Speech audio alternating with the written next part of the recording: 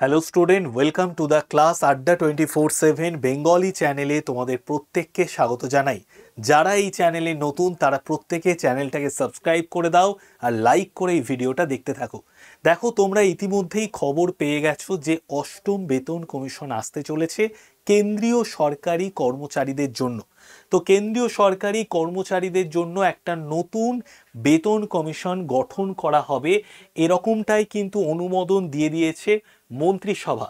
এটাই কিন্তু জানিয়েছেন আমাদের কেন্দ্রীয় মন্ত্রী অশ্বিনী বৈষ্ণব, এবং তিনি কি বলেছেন, শীঘ্রই কমিশনের জন্য চেয়ারম্যান ও 2 সদস্যকে নিয়োগ করবে কেন্দ্র। তো এই যে অষ্টম বেতন কমিশন যদি চলে আসে, তাহলে কত টাকা বৃদ্ধি পাবে কেন্দ্রীয় সরকারি কর্মচারীদের? তোমরা অনেকেই আছো যারা কেন্দ্র সরকারের পরীক্ষা দিচ্ছ, তারা হয়তো যখন চাকরি পাবে তখন কিন্তু অষ্টম বেতন কমিশন অলরেডি হয়তো শুরু হয়ে গেছে বা কিছুদিন পর শুরু হবে, এরকমটা অবস্থায় তোমরা হয়তো চাকরি পাবে। তো এক ধাক্কায় টাকা কিন্তু অনেকটা পরিমাণ বেড়ে যাবে। তো সেই সমস্ত তথ্যগুলো আমরা জেনে নেব, কত পরিমাণ টাকা বাড়তে পারে, কতজন সরকারি কর্মচারী, কেন্দ্রীয় সরকারি কর্মচারী এখন বর্তমানে কেন্দ্র সরকারের রয়েছে, কতজন পেনশনভোগী মানুষ রয়েছে, সেই সমস্ত তথ্য আমরা এই ভিডিওতে জানবো। তো ভিডিওটা একদম প্রথম থেকে শেষ অবধি দেখতে হবে।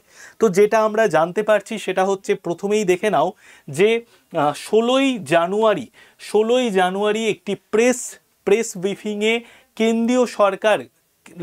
কেন্দ্রীয় মন্ত্রী অশ্বিনী বৈষ্ণব বলে দিয়েছেন কেন্দ্রীয় সরকার খুব তাড়াতাড়ি অষ্টম বেতন কমিশনের কমিটি গঠনের প্রক্রিয়া শুরু করবে। ঠিক আছে, এইবার দেখো, অষ্টম বেতন কমিশনের প্রক্রিয়া শুরু করবে। এইবার আমরা যেটা জানবো সেটা হচ্ছে, প্রতি 10 বছর অন্তর অন্তর, মানে প্রতি 10 বছর অন্তর অন্তর একটি করে নতুন বেতন কমিশন হয়। তো এর 2026-এর আগে দেখো 2016 সাল পড়ছে, তো 2016 সালে শেষবার সপ্তম বেতন কমিশন গঠন হয়েছিল। তো এইবার যে বেতন কমিশনটা গঠন হচ্ছে 2026 সাল থেকে, সেই বেতন কমিশন অনুযায়ী কেন্দ্রীয় সরকারি কর্মচারীরা টাকা পয়সা পাবে, এরকমটাই আমরা বুঝতে পারছি। তো সেটা আসছে 2026 সালে। এইবার আমরা যেটা জেনে নেব এই ভিডিওতে, সপ্তম বেতন কমিশনে কেন্দ্রীয় সরকারি কর্মচারীরা কীরকম টাকা পয়সা পেত, বা কীরকম ডিএ পেত, কীরকম এইচআরএ পেত, সেখান থেকে কতটা বাড়তে পারে তার একটা আনুমানিক অনুমান কিন্তু আমরা এই ভিডিওতে দেখে নেব। তো বর্তমানে কেন্দ্রীয় সরকারি কর্মচারীর সংখ্যা কত আছে দেখে নাও, 1,14,00,000, যার মধ্যে 65 লক্ষ পেনশনভোগী মানুষ রয়েছে, আর বাকি যে 49 লক্ষ মানুষজন রয়েছেন তারা হচ্ছেন কেন্দ্রীয় সরকারি কর্মচারী, এখন কর্মরত অবস্থায় রয়েছেন। বাদ বাকি 65 লক্ষ পেনশনভোগী মানুষ রয়েছেন। এবার পেনশনভোগী মানুষদেরও কিন্তু অষ্টম বেতন কমিশন অনুযায়ী পেনশন হবে। ঠিক আছে, আচ্ছা, এইবার দেখো, যেটা জানতে পারছি, সপ্তম বেতন কমিশন অনুযায়ী ন্যূনতম মূল বেতন মানে বেসিক পে, একদম যদি নিচু স্কেলটা দেখি, তো একদম ন্যূনতম মূল বেতন বা বেসিক পে ছিল 18,000 টাকা। সে 18,000 টাকা যেটা ষষ্ঠ বেতন কমিশন ছিল, সেই ষষ্ঠ বেতন কমিশনে এই মূল বেতন ছিল 7,000 টাকা। সেখান থেকে এক ধাক্কায় সপ্তম বেতন কমিশনে 11,000 টাকা বৃদ্ধি পেয়ে 18,000 টাকা হয়েছিল। এইবার এখন ন্যূনতম মূল বেতন বা বেসিক পে আছে 18,000 টাকা। এই 18,000 টাকা কত % বেড়ে যেতে পারে বা কত টাকা হতে পারে সেটাও কিন্তু আমরা জেনে নেব এই ভিডিওতে। নেক্সট আমরা দেখে নিই। দেখো, 16ই জানুয়ারি অলরেডি জানিয়ে দিয়েছেন অশ্বিনী বৈষ্ণব যে নতুন একটা কমিটি গঠন করা হচ্ছে। এইবার আমরা যেটা ফার্স্ট দেখব, দেখো, এটা হচ্ছে 7th পে কমিশন, এটা হচ্ছে 8th পে কমিশন। এটা এক্সপেক্টেড, মানে কতটা টাকা বাড়তে পারে। 2016 সালের ফার্স্ট জানুয়ারি থেকে ইমপ্লিমেন্টেশন হয়েছিল। ইমপ্লিমেন্টেশন ডেট দেখো 2016 সালের ফার্স্ট জানুয়ারি, আর এটাও মোটামুটি এক্সপেক্ট করা হচ্ছে 2026 সালের জানুয়ারি মাস থেকেই কিন্তু শুরু হয়ে যাবে। মিনিমাম 7th পে কমিশনের মিনিমাম বেসিক পে ছিল 18,000 টাকা। সেই জায়গায় দেখো, মিনিমাম বেসিক পে এই পে কমিশন অনুযায়ী 41,000 টাকা বা প্রায় 50,000, 41 থেকে 50,000 বা 51,000 টাকার আশেপাশে থাকতে পারে। মানে ধরো, যার বেতন ছিল 2026 সালের আগেও বা এই সময় 18,000 টাকা যার বেসিক পে, তার এক ধাক্কায় প্রায় ধরে নাও 40 থেকে 50, আমি যদি তাও ধরে নিই 41,000 টাকাই ধরে নিই, তার মানে বুঝতে পারছো যে কত পরিমাণ টাকাটা বেড়ে যাচ্ছে, প্রায় দ্বিগুণ বেড়ে যাচ্ছে। এইবার দেখো যেটা আমরা দেখতে পাচ্ছি স্যালারি ইনক্রিজ, দেখো আগের থেকে ষষ্ঠ বেতন কমিশন থেকে সেভেন্থ পে কমিশনে তোমার প্রায় 14.29% অ্যাপ্রোক্স স্যালারি ইনক্রিজ হয়েছিল, সেটা কিন্তু এখন প্রজেক্ট করা হচ্ছে প্রায় 20% থেকে 35% স্যালারি ইনক্রিজ হয়ে যাবে। সুতরাং যারা কেন্দ্র সরকারের পরীক্ষার জন্য কেন্দ্র সরকারের চাকরির জন্য পড়াশুনো করছো তাদের জন্য কিন্তু দুর্দান্ত একটা সুখবর, এটা অন্তত দেখে দুর্দান্তভাবে পড়াশুনো করো, ঠিক আছে। আচ্ছা, এরপরে দেখো minimum pension seventh pay commission অনুযায়ী ছিল 9,000 টাকা, সেখানে মিনিমাম পেনশন 8 পে কমিশন অনুযায়ী প্রায় যে পেনশন আছে সেই পেনশনের প্রায় 30% ইনক্রিজ হতে পারে। এইবার দেখো গ্র্যাচুইটি তোমরা অনেকেই হয়তো জানো, যখন কোনো সরকারি কর্মচারী রিটায়ারমেন্ট নেয় তখন গ্র্যাচুইটি হিসেবে একটা পরিমাণ টাকা তাকে দেওয়া হয়, যেখানে সেভেন্থ পে কমিশন অনুযায়ী 20 লাখ গ্র্যাচুইটি দেওয়া হতো, সেই জায়গায় কিন্তু আরও বেশি প্রায় হয়তো 30-35 লাখ টাকা গ্র্যাচুইটি দেওয়া হবে 8 পে কমিশন অনুযায়ী, ঠিক আছে। নেক্সট দেখো, যখন সেভেন্থ পে কমিশন নিয়ে আসা হয়েছিল তখন কোন জায়গাটাতে ফোকাস করা হয়েছিল, কি হিসেবে এই টাকাটা দেয়া হতো, মানে এই স্ট্রাকচার তৈরি করা হয়েছিল, সেটা দেখো ইনফ্লেশনের ওপর জোর দেওয়া হয়েছিল, তার সাথে সাথে ইকোনমিক গ্রোথের ওপর কিন্তু জোর দেওয়া হয়েছিল। এই দুটো জিনিসকে মাথায় রেখে কিন্তু সেভেন্থ পে কমিশন গঠন হয়েছিল। 8 পে কমিশন দেখো কি লেখা আছে, comprehensive consideration of inflation, market prices and employees expectation. Market prices, inflation এবং এমপ্লয়ীদের এক্সপেকটেশন অনুযায়ী 8 পে কমিশন গঠন করা হবে। আরেকটা বিষয় তোমাদের আমি বলবো যে তোমরা যদি ভারতবর্ষের জিডিপি দেখো লাস্ট 4-5 ইয়ার্সের জিডিপি কিন্তু ক্রমশ নিচের দিকে নামছে, জিডিপির যে গ্রোথ রেট, তো সেটা কিন্তু একদমই ভালো বিষয় নয়।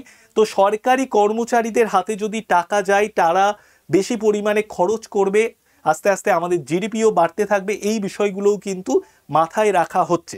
ওকে, আচ্ছা, এরপরে আমরা নেক্সট চলে আসি। দেখো ওভারঅল ইম্প্যাক্ট, এটাও আমরা দেখে নিই সেভেন্থ পে কমিশনের ওভারঅল ইম্প্যাক্ট কী ছিল।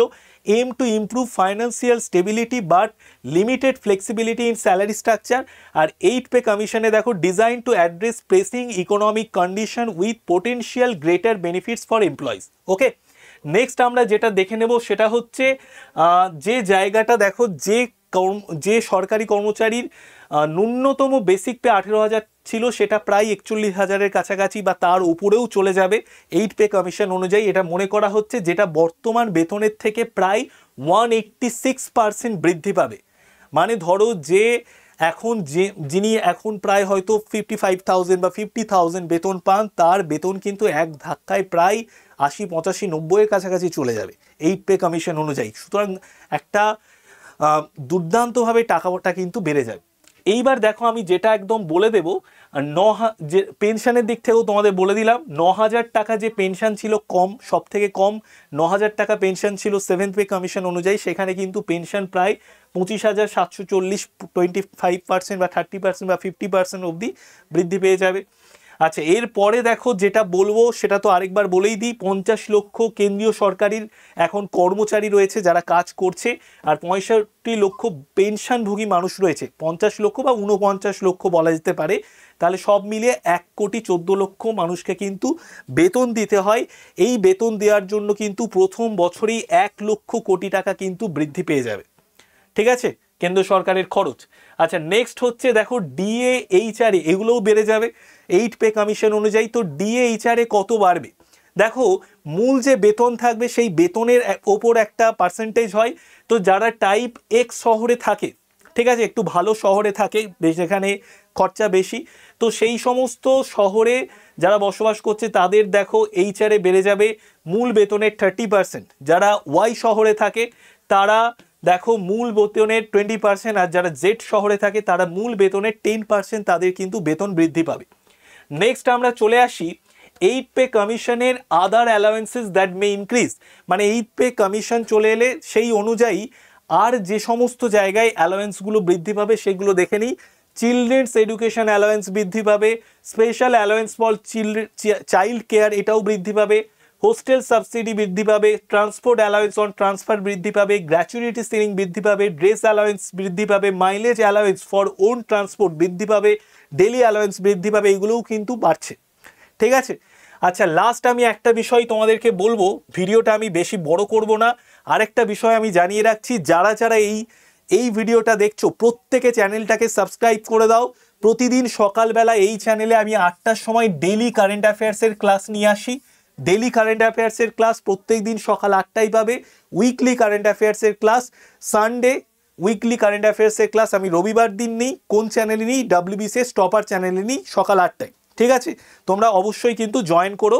ওকে, আচ্ছা এইবার দেখো, যে যদি আমরা ধরে নিই একজনের বেতন হচ্ছে বেসিক পে 40,000, বেসিক পে যদি 40,000 ধরে নিই, সেই অনুযায়ী কত টাকা বাড়ছে দেখো। টাইপ এক্স সিটিতে যারা থাকছে তাদের এইচআরে প্রায় ডিএ প্রায় 12,000 বেড়ে যাবে। টাইপ ওয়াইতে যারা থাকছে 8,000 বেড়ে যাবে। টাইপ জেডে যারা থাকছে তারা কিন্তু 4,000 বৃদ্ধি পাবে। আরেকটা বিষয় আমি জানাবো, সেটা হচ্ছে, সেটা একবার দেখে নিই। হ্যাঁ দেখো, যদি আমরা এটা দেখি যে দেখো প্রথম বেতন কমিশন, সেকেন্ড বেতন কমিশন এইরকমভাবে তো আসছে অষ্টম বেতন কমিশন অনুযায়ী। তো অষ্টম বেতন কমিশন গঠন হওয়ায় 50 লক্ষ কেন্দ্রীয় সরকারি কর্মচারী, 65 লক্ষ পেনশনভোগী মানুষ লাভবান হবে।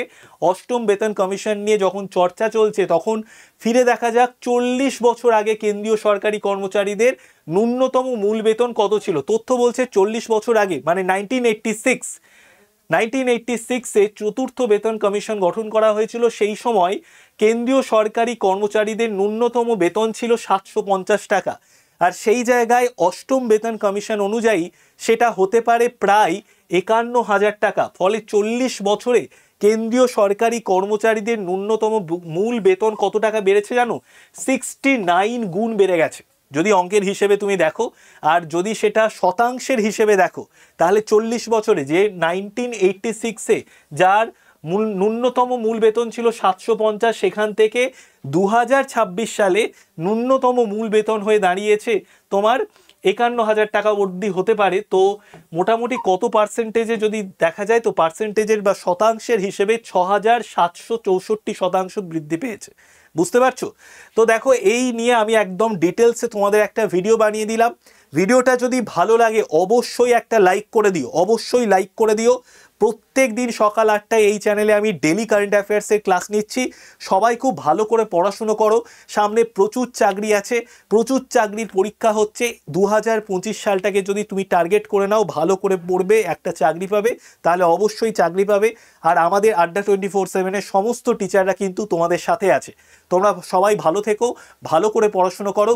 Best of luck.